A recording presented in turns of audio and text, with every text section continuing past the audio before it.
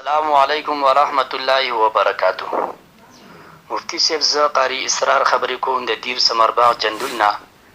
چې تاسو په میډیا ډیر ښکلی خدمت کوئ او هره مسله کې ډیر د اعتدال او انصاف نه کار اخلئ. په دې وجه موږ تاسو سره ډیره مینه لرو. مفتی صاحب سوال مې دا دی چې په رمضان میاشت کې د شپې غسل لازم شي او په دغه حالات کې پیشمنی هم وشي او سحر غسل کوي نو روجہ خرابیگی او کنا. والسلام. وعلیکم السلام ورحمت الله وبرکاتہ. قاری اسرار صاحب سوال کړی دی چې کسړی باندې غسل ووړي په رمضان المبارک میاشت کې خو جنابت هغه غسل سحر ټیم کیو کی هغه ټیم یې کی دا جایز دی کنه، یعنی روزه کې پیسه خلل راځي او کنه.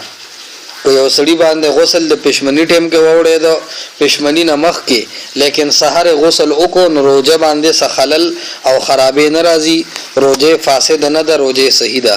فتاوا دارالعلوم دیوبند جلد نمبر 2 صفحہ 414.